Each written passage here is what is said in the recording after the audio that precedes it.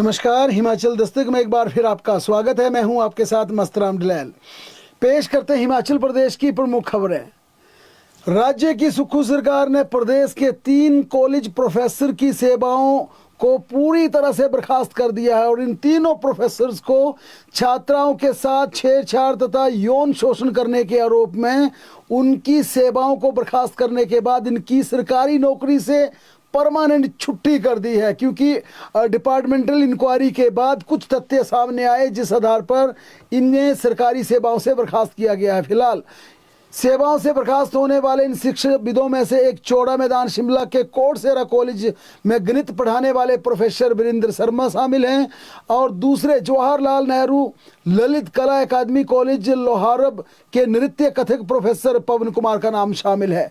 वहीं हमीरपुर जिला में नदौन कॉलेज में तैनात सहायक प्रोफेसर रासायनिक विज्ञान के प्रोफेसर अनिल कुमार को भी छात्रा के साथ छेड़छाड़ करने के आरोप में उनकी सरकारी सेवाओं से बर्खास्त कर दिया है। इन तीनों प्रोफेसर के खिलाफ अलग अलग मामलों में ये आरोप लगाए गए थे। किसी ने छात्रा को अपने घर बुलाकर उससे जबरन प्रयास किया, उसके साथ संबंध बनाने के प्रयास किया। किसी प्रोफेसर के खिलाफ आरोप था कि उसने छात्रा को बेड टच किया, जबकि किसी प्रोफेसर के खिलाफ ये आरोप था कि उसने अपने ही कॉलेज की छात्रा, अपने ही स्कूल की छात्रा के साथ बदनीयत के साथ संबंध बनाने चाहे। इस पर बाकायदा डिपार्टमेंटल इंक्वायरी बिठाई गई और इंक्वायरी के बाद जब इनपुट सामने आए कि वाकई ही तीनों छात्राओं का इन तीनों मामलों में प्रोफेसर ने कहीं ना कहीं अपनी मर्यादाओं को भूलते हुए छात्राओं को बैड टच किया, उनके साथ गलत रिलेशन बनाने का प्रयास किया, अपने पद का दुरुपयोग करते हुए उनका न केवल मानसिक रूप से शोषण किया बल्कि उनका शारीरिक शोषण भी किया। लिहाजा राज्य सरकार ने बड़ा फैसला लेते हुए तीनों प्रोफेसर की परमानेंट छुट्टी कर दी है।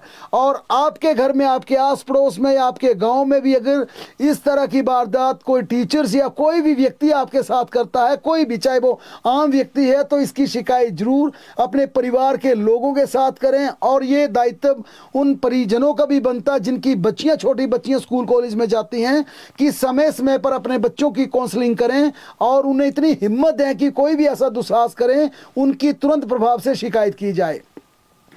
कल शिमला में मुख्यमंत्री सुखविंदर सिंह सुक्खू की अध्यक्षता में मंत्रिमंडल की बैठक आयोजित की जाएगी। बजट को पारित करने के बाद और हिमाचल प्रदेश में पंचायत चुनाव से पहले ये राज्य सरकार की महत्वपूर्ण मंत्रिमंडल की बैठक होगी। चूंकि सरकार ने अपना बजट पारित कर दिया, लेकिन तमाम बजट में अप्रूव की गई स्कीमों को अब कैबिनेट का ठप्पा लगाना जरूरी है, इसलिए कल की मंत्रिमंडल की बैठक काफी महत्वपूर्ण होगी। दूसरी, पंचायत चुनावों से पहले सुक्खू सरकार की ये अंतिम मंत्रिमंडल की बैठक होगी। इस कारण ग्रामीण क्षेत्रों के लिए चुनावों से पहले कोई बड़ी सौगात देनी है, अर्बन एरियाज को लेकर अगर सरकार ने ध्यान शहर के लोगों को अपनी ओर आकर्षित करना, तो कल के कैबिनेट में पंचायत चुनावों और अर्बन बॉडीज के इलेक्शन को लेकर कुछ महत्वपूर्ण निर्णय हो सकते हैं। इस प्रकार की संभावनाएं जताई जा रही हैं। इसके अलावा फॉरेस्ट तथा स्वास्थ्य विभाग समेत कई विभागों में, विभिन्न विभागों में नई भर्तियों के मसौदे आ सकते हैं। मुख्यमंत्री सुखविंदर सिंह सुक्खू ने हिमाचल दस्तक टीवी को दिए इंटरव्यू में कई बड़े खुलासे किए। पिछले कल शाम को दिए उन्होंने विशेष साक्षात्कार में कहा कि हिमाचल प्रदेश में कर्मचारियों का डीए मुद्दा नहीं है, क्योंकि उन्होंने कहा कि वर्तमान कांग्रेस सरकार के कार्यकाल का 1% भी डीए दे नहीं है और पेंडेंसी पिछली जयराम सरकार की है। यानी कि उनका कहना है जो हिमाचल प्रदेश में कर्मचारियों का 13% डीए है वो पिछली सरकार का है। उनकी वर्तमान सरकार के में जितना भी महंगाई भत्ता कर्मचारियों का बनता था उसे दे दिया गया है। इसके अलावा उन्होंने ये भी कहा कि हिमाचल प्रदेश में बड़े साहबों के वेतन कटौती सिर्फ 6 महीने के लिए नहीं होगी, बल्कि इसे आगे भी एक्सटेंड किया जा सकता है, जिसमें मुख्यमंत्री हैं, जिसमें मंत्री विधायक हैं, इसके अलावा चीफ सेक्रेटरी, डीजीपी, तमाम विभागों के सचिव, bureaucrats, IFS officer, IPS officer, विभिन्न विभागों के विभागाध्यक्ष, चाहे वो चीफ इंजीनियर है, ईएनसी है या फिर हॉप्स हैं, जितने भी विभागों के मुखिया हैं, उनका वेतन 6 महीने के लिए डेफर नहीं किया गया है, बल्कि ये अवधि और भी आगे बढ़ सकती है। साथ में मुख्यमंत्री ने यह भी स्पष्ट किया कि ये जो वेतन डेफर किया गया, डेफर का सीधा मतलब है कि स्थगित किया गया, जो कि नियमानुसार बाद में दे होता मिलने होता, मुख्यमंत्री का कहना था, ये भी पक्का नहीं है, ये वेतन बाद में मिल ही जाएगा। उन्होंने कहा कि ये भविष्य के घर में है, भविष्य में आने वाले समय में परिस्थितियां कैसी बनती हैं, अगर बेहतर व्यवस्था हुई तो हम पिछला जो दे बनता होगा उसे भी दे देंगे, या 6 महीने के बाद इसे डेफर करना बंद भी कर देंगे। लेकिन परिस्थितियां बेहतर नहीं हुई तो ये 6 महीने का समय एक्सटेंड भी हो सकता है, और डेफर यानी काटा गया वेतन जो है वो मिल जाए, ये भी पक्का तय नहीं है। शिक्षकों के बारे में उन्होंने ये भी कहा कि हिमाचल प्रदेश में अब शिक्षा विभाग में फिर व्यवस्था परिवर्तन का फार्मूला तय किया जाएगा, और शिक्षकों को साल में एक बार रिटायर करने की बजाय 20 शैक्षणिक सत्र में भी रिटायर कर दिया जाएगा। उनका कहना था कि हिमाचल प्रदेश में जिस प्रकार से पूरे शैक्षणिक सत्र में पिछले वर्ष टीचर्स को रिटायर नहीं किया गया, उनका कहना था अब इस साल टीचर्स को तय समय पर सेवानिवृत्त कर दिया जाएगा। 30 अप्रैल को रिटायर होने वाले टीचर्स 30 अप्रैल को रिटायर हो जाएंगे, मई में रिटायर होने वाले मई में हो जाएंगे, यानी उन्हें 1 साल का जो एक तरह का उन्हें सेवा विस्तार दिया गया था, उनकी रिटायरमेंट एज यूं माना जा रहा था कि बढ़ा दी गई है, वो फैसला सरकार इस बार फिर बदल देगी और 23 मई पर टीचर्स रिटायर कर दिए जाएंगे। मुख्यमंत्री ने एक बड़ी बात कही कि हिमाचल प्रदेश में 31 मार्च से पहले जिन्हें सेवा विस्तार दे दिया गया है, उन्हें अब सेवा विस्तार उन्हें 23 मई तक जो विस्तार दिया गया है वही मिलेगा। आगे सेवा विस्तार की फाइलें उनके दफ्तर में नहीं लाई जाएगी। लेकिन मुख्यमंत्री ने एक बड़ा खुलासा जरूर किया कि कुछ टेक्नोक्रेट्स जो कि पूरी तरह से पूरी डेडिकेशन के साथ काम कर रहे हैं, उन्हें सेवा विस्तार दिया जा सकता है अगर वो परिस्थितियों के अनुसार उनकी डिमांड हुई, राज्यों को उनकी जरूरत हुई, तो ऐसे टेक्नोक्रेट शब्द उन्होंने इस्तेमाल किया कि उनको सेवा विस्तार दिया जा सकता है, लेकिन बाकी किसी को सेवा विस्तार नहीं दिया जाएगा। उन्होंने ये भी कहा कि अब रीएम्प्लॉयमेंट भी नहीं दिया जाएगा, रीएंगेज नहीं किए जाएंगे। प्रोफेसर का जरूर कहा कि मेडिकल कॉलेज में प्रोफेसर के लिए जरूर हमें ये व्यवस्था ला रहे हैं क्योंकि उनकी प्रदेश को जरूरत है। टेक्नोक्रेट का भी उन्होंने एग्जाम्पल दिया, लेकिन उन्होंने ये कहा कि हिमाचल प्रदेश में अब हम जो रीएंगेज छोटे पदों पर कर रहे हैं उन्हें अब नहीं करेंगे, क्योंकि हिमाचल प्रदेश में युवाओं के लिए नई भर्तियां निकालेंगे। राज्य में मंत्रिमंडल के विस्तार और मंत्रियों के विभागों के फेरबदल जो करीब 1.5 साल से चर्चाएं चल रही थी, उस पर भी मुख्यमंत्री ने साफ इशारा किया कि फिलहाल यानी कि हिमाचल प्रदेश में पंचायत चुनाव होने हैं, ऐसे में फिलहाल हिमाचल प्रदेश में ना तो मंत्रिमंडल के विस्तार की संभावना है और ना ही पोर्टफोलियो में रिशफलिंग किया जाएगा। उन्होंने कहा कि ये केंद्रीय हाईकमान के पास मामला लंबित है और जैसे ही ग्रीन सिग्नल मिलेगा यहाँ पर एक मंत्री का जो खाली पद है उसे भर दिया जाएगा, लेकिन फिलहाल इसकी कोई संभावना नहीं है, इसके लिए इंतजार करना भी पड़ सकता है। चेस्टर हिल मामले के विवाद को लेकर उन्होंने कहा कि यह हिमाचल प्रदेश की टॉप ब्यूरोक्रेसी अफसरशाही की आपसी ईगो का क्लैश है और इसमें सरकार इंटरवेन इसलिए नहीं कर रही क्योंकि ये अपनी ईगो के साथ लड़ रहे हैं, एक दूसरे को नीचा दिखाने का प्रयास कर रहे हैं। मुख्यमंत्री ने कहा अगर करप्शन का मामला होगा, कोई भ्रष्टाचार का मामला होगा तो फिर बड़े से बड़े अधिकारी को भी बख्शा नहीं जाएगा, उसे जेल भेजा जाएगा। लेकिन जो सोशल मीडिया पर खेल कुछ टॉप के ब्यूरोक्रेट्स का चल रहा है वो इनकी अपनी ईगो का क्लैश है, इनकी अपनी ईगो का खेल है, एक दूसरे को ये नीचा दिखाने का प्रयास कर रहे हैं और इसमें सरकार बिल्कुल हस्तक्षेप नहीं करेगी। अगर इन्होंने सोशल मीडिया पर अपनी लड़ाइयां लड़नी है तो लड़ते रहें, लेकिन इससे प्रदेश के विकास कार्य प्रभावित हुए, कोई करप्शन का केस आया तो फिर बख्शा भी किसी को नहीं जाएगा। बहरहाल आज state election commissioner Anil Khachi ने आज हिमाचल प्रदेश के सभी डीसीज और एसपीज के साथ पंचायत व नगर निकाय चुनावों की तैयारियों को लेकर बड़े स्तर पर निर्देश दिए, उनके साथ वीडियो कॉन्फ्रेंसिंग भी की और इस दौरान उन्होंने 2 टूक कहा कि हिमाचल प्रदेश में अब चुनावों के लिए तैयार रहें और उन्होंने कहा कि इस चुनाव में कोई लापरवाही नहीं होनी चाहिए, किसी पॉलिटिकल पार्टीज को किसी भी तरह का फेवर नहीं करना है, किसी का पिक एंड चूज नहीं करना। उन्होंने कहा कि यदि कमीशन को ऐसी शिकायत मिली तो दोषियों के खिलाफ सख्त कार्रवाई की जाएगी और जो फेवर करेगा उसके खिलाफ भी कमीशन कड़ी से कड़ी कार्रवाई करेगा। अनिल खाची ने कहा कि संवेदनशील व अति संवेदनशील पोलिंग बूथ पर ज़्यादा सुरक्षा कर्मी तैनात किए जाएं और पारदर्शिता का पैमाना सबसे ऊपर रखा जाए। कमीशन ने स्पष्ट किया कि मतदान के बाद बैलेट बॉक्स को स्ट्रांग रूम तक पहुंचाने में किसी भी प्रकार की कोताही नहीं होनी चाहिए। सूत्रों के अनुसार इलेक्शन कमीशन 20 अप्रैल के बाद किसी भी समय हिमाचल प्रदेश में पंचायत चुनावों की अधिसूचना जारी कर सकता है, क्योंकि जिस प्रकार से आज state election commissioner Anil Khachi ने डीसीज के साथ वीडियो कॉन्फ्रेंसिंग की है, उसमें यह साफ इंडिकेशन मिल गया कि प्रदेश में अब किसी भी समय आदर्श चुनाव आचार संहिता लग सकती है। हालांकि अब भी ये एक सूचना तंत्र से रिपोर्ट आ रही है कि 20 अप्रैल के बाद लगेगी, लेकिन जिस प्रकार की आज उन्होंने वीडियो कॉन्फ्रेंसिंग के माध्यम से तमाम तैयारियों का जायजा लिया है, उससे यह स्पष्ट हो गया कि हिमाचल प्रदेश में अब किसी भी समय राज्य में पंचायत चुनावों की आदर्श चुनाव आचार संहिता लग सकती है, चुनावों की नोटिफिकेशन जारी हो सकती है। हिमाचल प्रदेश में पंचायत चुनाव 3 अलग अलग चरणों में होगा, जबकि निकाय का चुनाव एक चरण में करवाया जाएगा। इन चुनावों की घोषणा से पहले स्टेट इलेक्शन कमिश्नर ने आज सभी जिलों के डीसी एसपी के साथ तैयारियों को लेकर मीटिंग की। इसमें सभी अधिकारियों को तैयारियां रखने के लिए आदेश दिए हैं, यानी कि इनडायरेक्ट वे में ये कहा गया कि अब चुनावी नगाड़ा किसी भी समय बज सकता है, नोटिफिकेशन किसी भी समय जारी हो सकती है। डिप्टी कमिश्नर और एसपी पूरी तरह से कमर कस लें। हिमाचल पंचायत चुनावों में वन अधिकार दावों के निपटारे तक पंचायत चुनाव लड़ने में बंदिश नहीं होगी, ये स्पष्टीकरण जारी कर दिया गया। दरअसल वन अधिकार दावों के निपटारे तक वन निवासी को अयोग्य नहीं ठहराया जा सकता। हिमाचल प्रदेश पंचायती राज विभाग की तरफ से ये चिट्ठी जारी की गई है, जिसमें संबंधित अधिकारियों को निर्देश दिए हैं कि इस स्पष्टता के आधार पर आगे की कार्रवाई अमल में लाई जाए।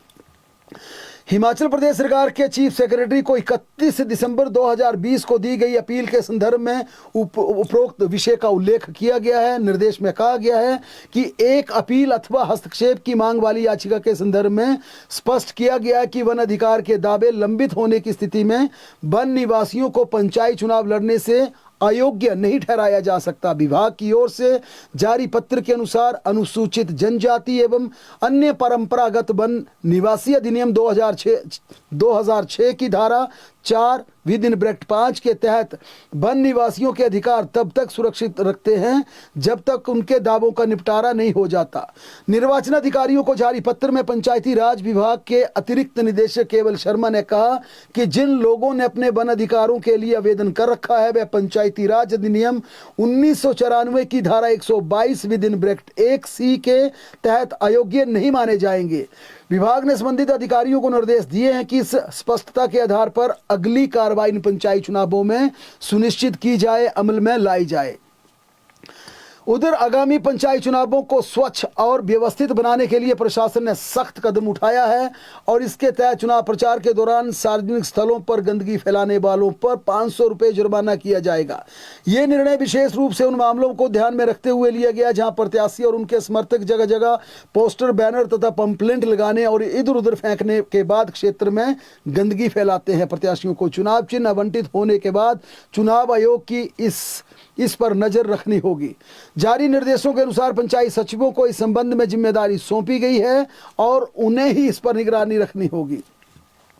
हिमाचल प्रदेश की सुक्खू सरकार ने शिक्षक भर्ती के लिए 894 पद एडवर्टाइज कर दिए हैं। राज्य चयन आयोग ने बाकायदा आज इसका नोटिस जारी कर दिया और इसके तहत पॉलिटिकल साइंस के 95, सोशियोलॉजी के 108, इकोनॉमिक्स के 86, साइकोलॉजी के 114, कंप्यूटर टीचर के 118, पब्लिक एडमिनिस्ट्रेशन के 78, फाइन आर्ट्स के 118, फिजिकल एजुकेशन के 177 पद एडवर्टाइज किए गए हैं और इन्हें 30,000 रुपये फिक्स वेतन दिया जाएगा और इसके लिए 22 अप्रैल से 14 मई तक आवेदन किया जा सकता है।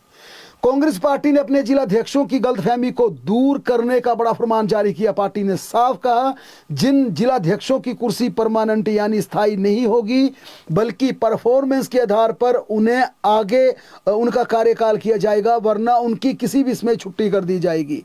जिलाध्यक्षों की परफॉर्मेंस का बाकायदा रिव्यू किया जाएगा। हर 3 महीने में उनके कामकाज की समीक्षा की जाएगी। इस रिव्यू पर उनकी ताजपोशी पक्की रहेगी, वरना उनकी छुट्टी कर दी जाएगी।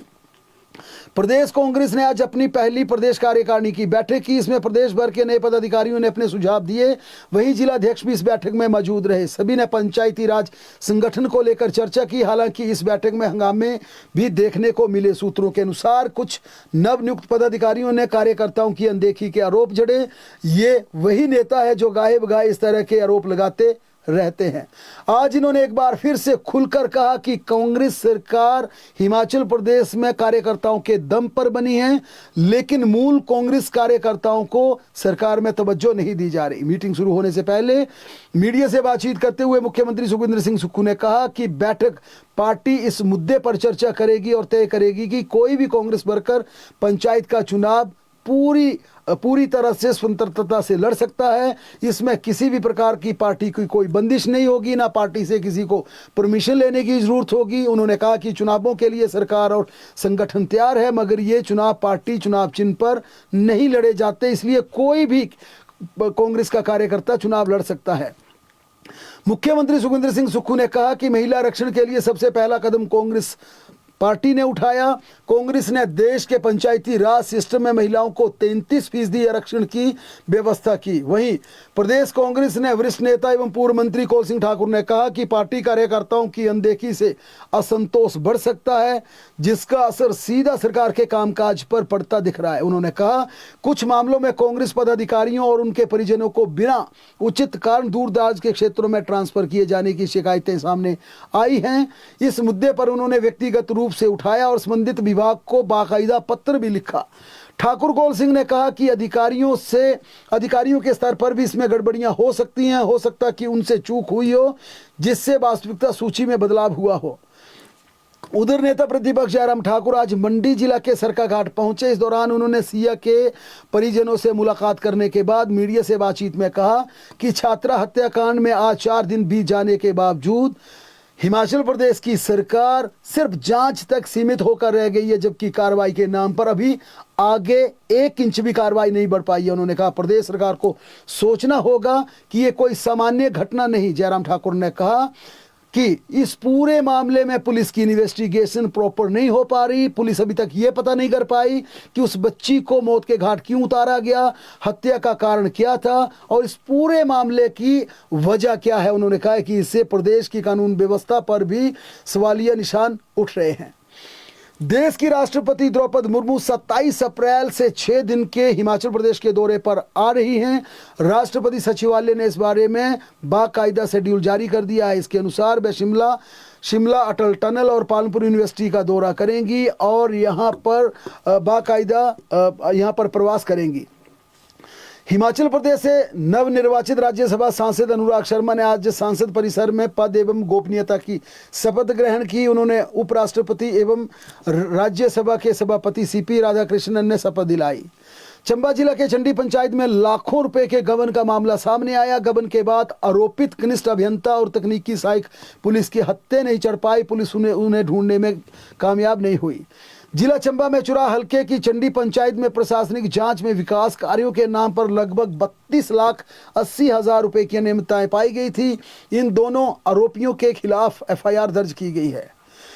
करुणा मूल्य कासरतों ने एक बार फिर हिमाचल प्रदेश सरकार से एक मुश्त सभी मामलों की स्वीकृति देने की डिमांड की है। संघ ने कहा कि प्रदेश सरकार द्वारा करुणा मूल्य नीति में संशोधन कर वार्षिक आय सीमा को 2.5 लाख रुपए से बढ़ाकर 3 लाख कर दिया गया, परंतु अभी भी 1,650 करुणा मूल्य परिवार ऐसे हैं जिनकी वार्षिक आय 3 लाख रुपए या इससे ऊपर है। इस कारण वह तमाम आश्रित नौकरी से वंचित रह रहे हैं। इसके अलावा करुणा मूल्य नौकरियों में कोटे की शर्त को भी हटाने की मांग रखी गई।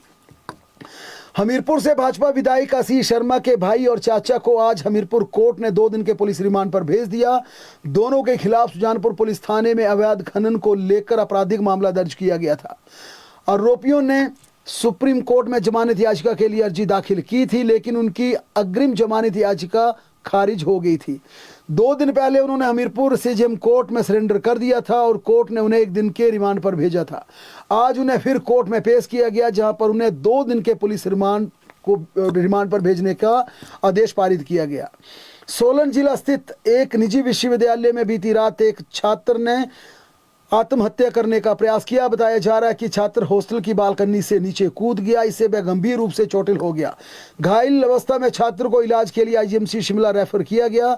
सुसाइड अटेम्प्ट करने वाला छात्र जम्मू कश्मीर का रहने वाला है और बताया जा रहा है कि पिछले 24 घंटों से वह बेहद परेशान चल रहा था।